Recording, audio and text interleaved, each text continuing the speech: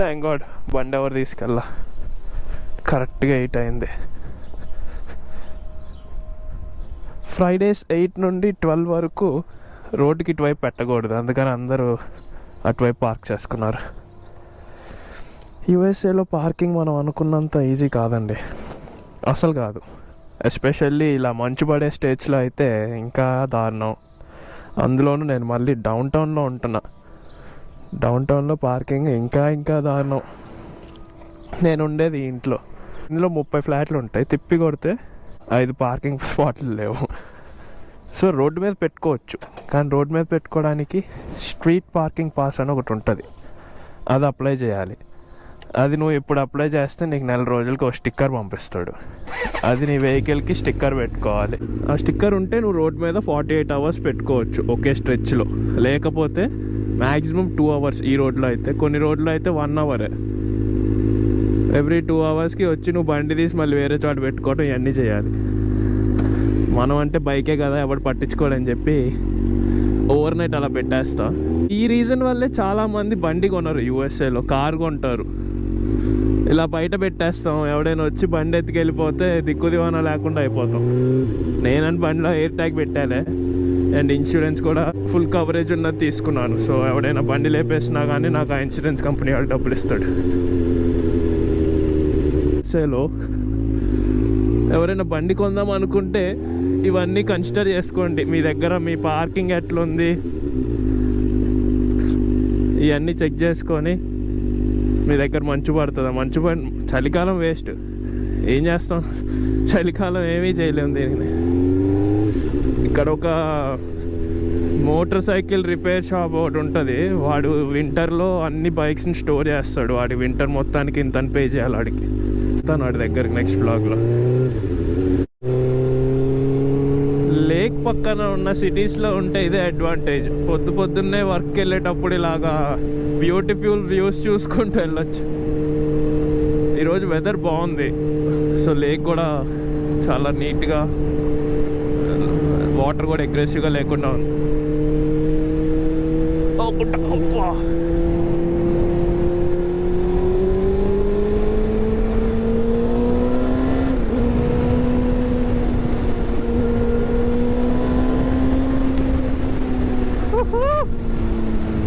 ఇలా అస్సలు వెళ్ళకూడదు, కానీ మనకి ఇలా టనెల్స్, సబ్వే లాంటివి ఏమైనా వస్తే బైక్ సౌండ్ అనేది బాగుంటుంది. అందుకని రివ్ చేసుకుంటూ అలా వెళ్తాం. వెనకాల ఎవరు లేడని చెప్పి ఇంకా రిస్క్ తీసుకున్నా. వెనకాల ఎవడైనా పోలీసు వాడు ఉంటే ఖచ్చితంగా ఆపుతాడు, టికెట్ వేస్తాడు, అన్నీ వేస్తాడు. అమెరికాలో హైవే మీద బండి నడపడం కష్టం అని అంటారు చాలామంది. యాక్చువల్గా కష్టమే, ఎందుకంటే ఇక్కడ జనాలందరూ ఒక మినిమం స్పీడ్ మెయింటైన్ చేస్తారు. ఆ లారీ చూడండి, అది ఎంత ఉందో చూడండి. నేను 72 మైల్స్ పర్ అవర్ వెళ్తుంటే అది నాకంటే ఫాస్ట్గా వెళ్తుంది. 72 మైల్స్ అంటే ఇంకెన్ని కిలోమీటర్స్ పర్ అవర్ నాకు కరెక్ట్గా తెలీదు. సో ఇంత స్పీడ్లో వెళ్తున్నప్పుడు మనం సడన్గా ఏమైనా బ్రేక్ వేసినా, కొంతమందికి ఇక్కడ బైక్ అవగాహన అనేది లేదు. బండి రోడ్డు మీద వెళ్తుంటే ఆ బౌండరీస్ అవన్నీ తెలియవు. సో వాళ్ళు ఇలా వచ్చి గుద్దేయటం ఇవన్నీ చాలా ఎక్కువ అనమాట. అందుకనే ఎక్కువ మంది బైక్స్ ప్రిఫర్ చేయరు. అన్ని కార్లు ఉంటే నాది ఇంకొకటి ఎవడో కనపడ్డాడు లక్కీగా, 2 బండ్లు ఉన్నాయి చూడండి. సో ఎప్పుడైనా హైవే మీద వెళ్ళేటప్పుడు స్మాల్ టిప్ ఏంటంటే, వాళ్ళకంటే మీరే ఫాస్ట్గా వెళ్ళండి.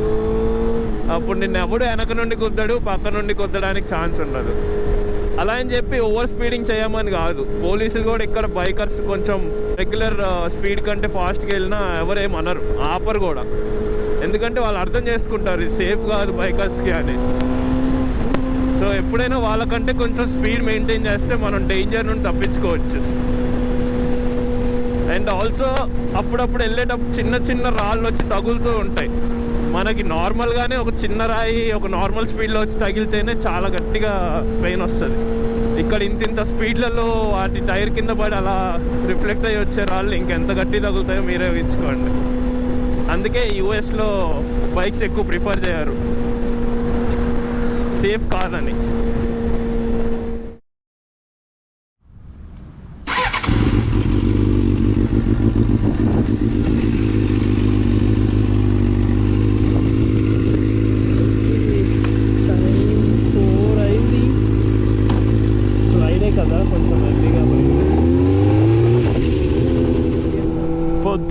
చూస్తున్నా యాక్చువల్గా బండి కొంచెం షేక్ అవుతుంది. టైర్లో గాలి తగ్గిందేమో అనుకున్నాను, కానీ పొద్దున్న చెక్ చేశాను గాలి బాగానే ఉంది. మరి ఎందుకు అవుతుందో. బ్యాక్ టైర్ అయితే అరిగిపోయింది మంది కంప్లీట్గా, కొత్తది తీసుకోవాలి. చూద్దాం. నేను లాస్ట్ ఈ బండి సర్వీస్ చేయించింది టాంపాలో, ఫ్లోరిడా అది. సో ఫ్లోరిడా నుండి విస్కాన్సన్ వరకు వేసుకొచ్చాను బైక్ని.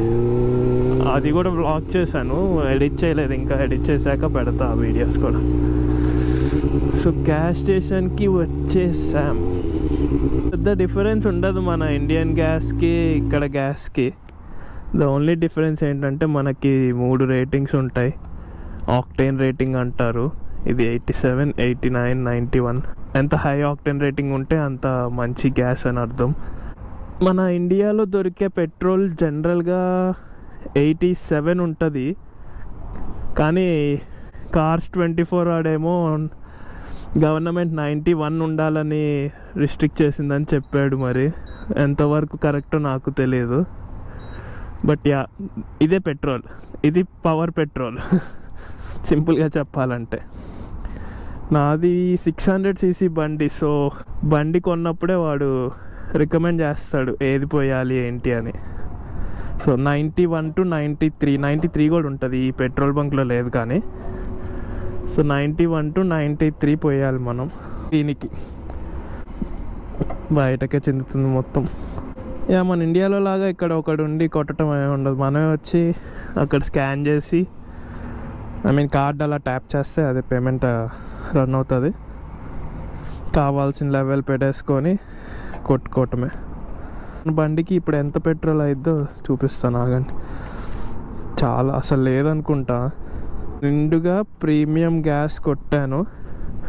టోటల్ $17 అయ్యింది 4 gallonsకి, 4.1 gallonsకి. నాకు ఇప్పుడు ఇది ఈజీగా ఒక 120-130 miles వస్తుంది. Receipt no. సో 4 gallons కొట్టిస్తే నాకు 120 miles, అప్రాక్సిమేట్గా 120, ఇంకెక్కువే వస్తుంది మనం ప్రాపర్గా వెళ్తే. ఇలా అనుకుంటారు కానీ చాలా ఎకనామికల్. మనకి కార్కి అయితే చాలా ఎక్స్పెన్సివ్ అవుతుంది, మైలేజ్ ఎక్కువ ఉండదు కాబట్టి. సో నేను ఫ్లోరిడాలో ఉన్నప్పుడు డబ్బులు సంపాదించి దాచిపెట్టుకున్నప్పుడు అందరు కారు కొనుక్కుంటారు యూఎస్ వచ్చాక డబ్బులు దాచిపెట్టుకొని. నాకు బైక్ కొన్నా నేను. అంటే బైకింగ్ అంటే ఇష్టం, అండ్ ఆల్సో మనకి ఎంత ఎకనామికల్ ఇప్పుడే తెలుస్తుందిగా. $17కి నాకు 120 miles వస్తుంది. హైబ్రిడ్ కార్ కూడా అంత ఇవ్వదేమో.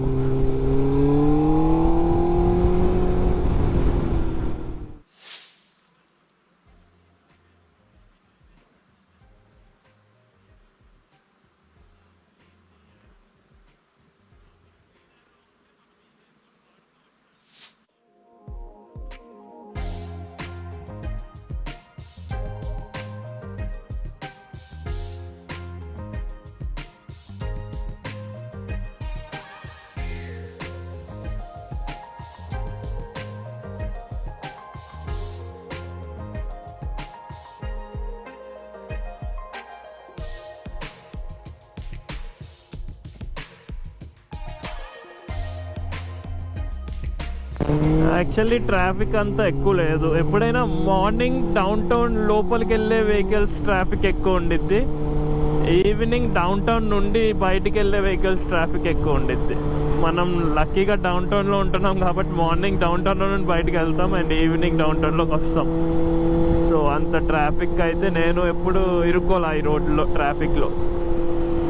ఓ, ఇది మనం పొద్దున్న చూసిన లేకే. పొద్దున కంటే ఇప్పుడే కొంచెం బాగుంది, కానీ గాలి వల్ల వాటర్ చూడండి, పొద్దున ఎంత రిలాక్స్డ్గా ఉందో ఇప్పుడు వాటర్ కొంచెం అగ్రెసివ్ అయింది. నార్మల్గా అయితే మొత్తం ఫిషింగ్ చేసేవాళ్ళు, కయాకింగ్ ఇవన్నీ చేస్తారు. ఈరోజు కొంచెం గాలి వల్ల వాటర్ అగ్రెసివ్ అయింది కదా, అందుకనే ఎవరు లేరు అనుకుంటా లేక్లో. ఓ, అంకుల్ ఎవడో సడన్ బ్రేక్ వేసాడు. దీని పేరు లేక్ మనోనా. డౌన్ టౌన్ 2 లేక్స్ మధ్యలో ఉంటుంది యాక్చువల్గా. నేను ఉండేది లేక్ మెండోటా పక్కన ఉంటా. ఇది లేక్ మనోనా. నేను రాంగ్ లైన్లో ఉన్నట్టున్నా, మొత్తం ట్రాఫిక్ ఆగిపోయింది ఇటువైపు, పక్కన లైన్లోకి వెళ్ళాల్సిందే. వీడెవడో బైకర్ తగిలాడు.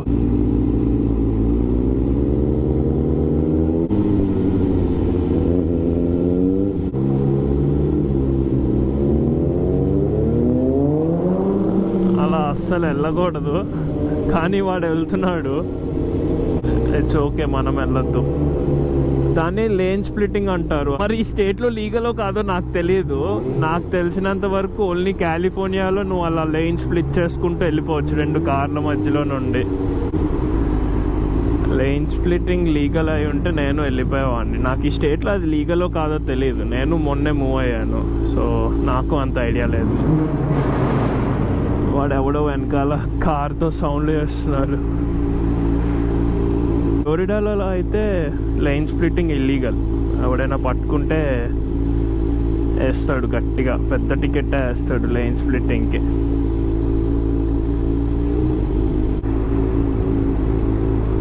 నేను ఇంత ట్రాఫిక్ ఎక్స్పెక్ట్ చేయలేదు. ఇందాకే అనుకుంటున్నా డౌన్ టౌన్లోకి ట్రాఫిక్ ఉండదు ఈవినింగ్ టైమ్స్, అమ్మయ్య అని. ఓ ముందు రైల్వే ట్రాక్ ఉంది, మేబీ గేట్ పడి ఉండిద్ది, అయి ఉండొచ్చు, ఛాన్సెస్ ఉన్నాయి.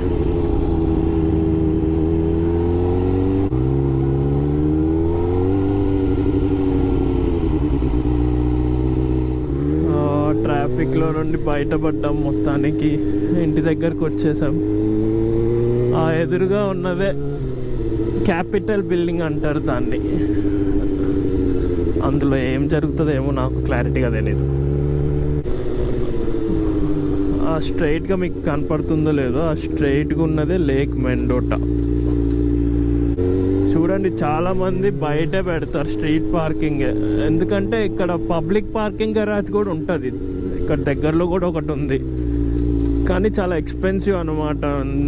స్ట్రీట్ పార్కింగ్ అయితేనే కొంచెం మనకు చీప్లో అయిపోతుంది, అందుకని స్ట్రీట్ పార్కింగే ప్రిఫర్ చేస్తారు. ఇప్పుడు ఇక్కడ పెట్టేద్దాం నీట్గా. బైక్కి కూడా పబ్లిక్ పార్కింగ్ గరాజ్ ఉంటుంది, పెట్టచ్చు బైక్స్ కూడా అక్కడ. కాకపోతే చెప్పా కదా కొంచెం ఎక్స్పెన్సివ్, 1 అవర్కి $1 పే చేయాలి బైక్. అది కార్కి అయితే ఇంకా $1.5 ఎంత ఉంటుంది. అండ్ ఓవర్ నైట్ ఒక ప్రైస్ ఉంటుంది, డిఫరెంట్ వేరియేషన్స్ ఉంటాయి. So yup, back home. Thank you for watching this video. కొత్త ఛానల్, ఫస్ట్ వీడియో. మీరు సపోర్ట్ చేస్తూ ఉంటే నేను ఇంకా మంచి మంచి వీడియోస్, మంచి మంచి కంటెంట్తో వీడియోస్ చేస్తూనే ఉంటాను. Thank you, bye.